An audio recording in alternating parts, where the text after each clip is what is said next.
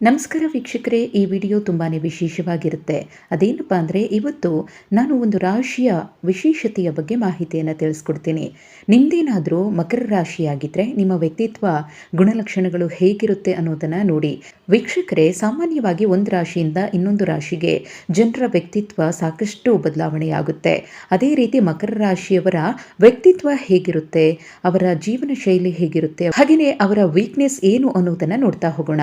ಮಕರ ರಾಶಿಯವರ ಗುಣಲಕ್ಷಣಗಳು ಹೇಗಿರುತ್ತೆ ಅಂದರೆ, ಮಕರ ರಾಶಿಯವರನ್ನು ಯಾರು ಬೇಕಾದರೂ ಕಣ್ಮುಚ್ಕೊಂಡು ನಂಬಬಹುದು.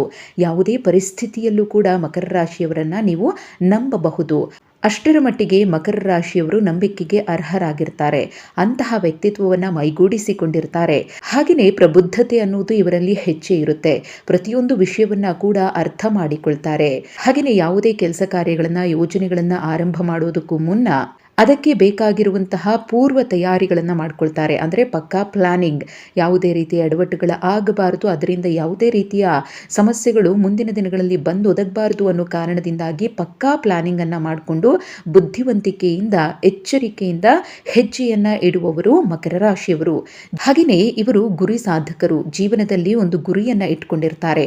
ಆ ಗುರಿಯನ್ನು ಸಾಧಿಸುವಂತಹ ಗಂಭೀರವಾದ ಏಕಾಗ್ರತೆ ಇವರಲ್ಲಿ ಇರುತ್ತೆ. ಈ ಕಾರಣಕ್ಕೆ ತಮ್ಮ ಗುರಿಯನ್ನು ಸಾಧಿಸಲು ಹೆಚ್ಚಿನ ಶ್ರಮವನ್ನು ಹಾಕ್ತಾರೆ.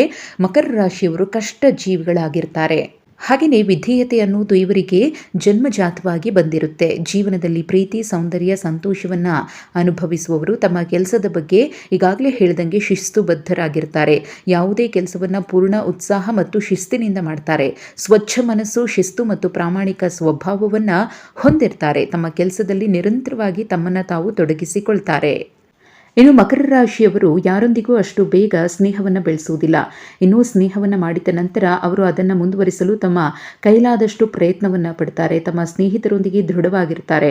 ಪರಸ್ಪರ ಭಾವನೆಗಳನ್ನು ಚೆನ್ನಾಗಿ ಅರ್ಥ ಮಾಡಿಕೊಳ್ತಾರೆ. ಆತ್ಮವಿಶ್ವಾಸ ಚೆನ್ನಾಗಿರುತ್ತೆ. ಏನೇ ಕಷ್ಟಗಳು ಬಂದರೂ ಅದನ್ನು ಸಹಿಸಿಕೊಂಡು ಮುನ್ನಡಿತಾರೆ. ಭವಿಷ್ಯದ ಹಾದಿಯನ್ನು ಕಂಡುಕೊಳ್ತಾರೆ. ಹಾಗೆಯೇ ಮಕರ ರಾಶಿಯವರಿಗೆ ತಾಳ್ಮೆ, ದಯೆ, ಪ್ರಾಮಾಣಿಕತೆ, ವಿಶ್ವಾಸಾರ್ಹತೆ ಅನ್ನೋದು ಹೆಚ್ಚಾಗಿಯೇ ಇರುತ್ತೆ.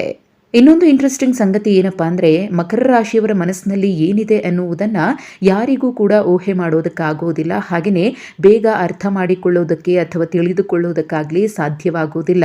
ಒಂದಷ್ಟು ವಿಚಾರಗಳಲ್ಲಿ ಮಕರ ರಾಶಿಯವರು ಗೌಪ್ಯತೆಯನ್ನು ಕೂಡ ಕಾಪಾಡಿಕೊಂಡು ಬರ್ತಾರೆ. ಇನ್ನು ಮಕರ ರಾಶಿಯವರ ವೃತ್ತಿ ಒಳ್ಳೆಯ ಶಿಕ್ಷಕರಾಗಿರಬಹುದು ಅಥವಾ ಕಲಿಕೆ ಮತ್ತು ಬೋಧನೆಯನ್ನು ಇಷ್ಟಪಡ್ತಾರೆ. ಉತ್ತಮ ಮಾರ್ಗದರ್ಶಕರಾಗಿರ್ತಾರೆ. ಅಕೌಂಟೆನ್ಸಿ, ಕಂಪ್ಯೂಟರ್ ಪ್ರೋಗ್ರಾಮಿಂಗ್, ಎಲೆಕ್ಟ್ರಾನಿಕ್ಸ್, ವೈದ್ಯಕೀಯ ಕ್ಷೇತ್ರದಲ್ಲಿ ಕೆಲಸ ಮಾಡುವ ಅವಕಾಶ ಸಿಕ್ಕರೆ ವೃತ್ತಿ ಜೀವನದಲ್ಲಿ ಮೇಲೆ ಬರ್ತಾರೆ. ವಿಜ್ಞಾನ ಕ್ಷೇತ್ರವೂ ಕೂಡ ಈ ರಾಶಿಗೆ ಹೊಂದಾಣಿಕೆಯಾಗುತ್ತೆ. ಹಾಗೆಯೇ ಮಕರ ರಾಶಿಯವರು ಅತ್ಯದ್ಭುತ ವಾಗ್ಮಿಗಳಾಗಿರ್ತಾರೆ. ಆಭರಣ, ರತ್ನ ವ್ಯಾಪಾರ, ರಿಯಾಲಿಟಿ ಕ್ಷೇತ್ರ, ಚಲನಚಿತ್ರೋದ್ಯಮದಲ್ಲೂ ಕೂಡ ಉತ್ತಮ ಸಾಧನೆಯನ್ನು ಮಾಡುವವರಾಗಿರ್ತಾರೆ. ಇನ್ನು ಮಕರ ರಾಶಿಯವರಿಗೆ ಆರೋಗ್ಯ ಸಮಸ್ಯೆ ಸಾಮಾನ್ಯವಾಗಿ ಏನು ಕಂಡುಬರುತ್ತೆ ಅಂದರೆ, ಮೂಳೆ ಸಮಸ್ಯೆಗಳು, ಚರ್ಮ ರೋಗಗಳು, ಹಾಗೆಯೇ ಸಂಧಿವಾತ, ಮೊಣಕಾಲು ಸಮಸ್ಯೆಗಳು, ಹೊಟ್ಟೆ ಸಮಸ್ಯೆ, ಎದೆ ಸಮಸ್ಯೆಗಳಿಗೆ ಅವರು ಆಗಿಂದಾಗಲೇ ಗುರಿಯಾಗ್ತಾರೆ. ಅಧಿಕ ರಕ್ತದೊತ್ತಡ, ನೋವು, ಶೀತ, ಕೆಮ್ಮು, ಅಲರ್ಜಿಯಂತಹ ತೊಂದರೆಗಳು ಕೂಡ ಮಕರ ರಾಶಿಯವರನ್ನು ಬಾಧಿಸಬಹುದು. ಇನ್ನು ಕೆಲವು ಸಂದರ್ಭಗಳಲ್ಲಿ ಮಕರ ರಾಶಿಯವರಿಗೆ ತಾಳ್ಮೆಯ ಕೊರತೆ ಇರುತ್ತೆ. ಬೇಗ ಕೋಪ ಬರುತ್ತೆ. ನಂಬಿಕೆಯ ಸಮಸ್ಯೆಯೂ ಕೂಡ ಇರುತ್ತೆ. ಬೇಗನೆ ಯಾರನ್ನೂ ಅಷ್ಟು ನಂಬೋದಿಲ್ಲ. ಒಂದಲ್ಲ ಒಂದು ವಿಚಾರಕ್ಕೆ ವ್ಯಕ್ತಿಗಳ ಮೇಲೆ ಡೌಟ್ ಬೀಳ್ತಾನೆ ಇರ್ತಾರೆ.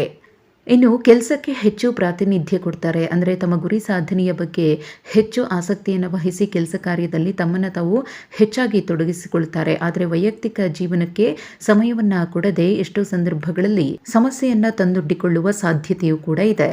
ಇನ್ನು ಮಕರ ರಾಶಿಯವರ ಅಧಿಪತಿ ಶನಿ. ಶನಿಯನ್ನ ನ್ಯಾಯದ ದೇವರು ಅಂತ ಕರೆಯಲಾಗುತ್ತೆ. ಕರ್ಮ ಫಲದಾತ. ನಾವೇನು ಕರ್ಮವನ್ನು ಮಾಡಿರ್ತೀವೋ ಅದಕ್ಕೆ ಅನುಗುಣವಾಗಿಯೇ ನಮಗೆ ಫಲಗಳು ಸಿಗುತ್ತೆ.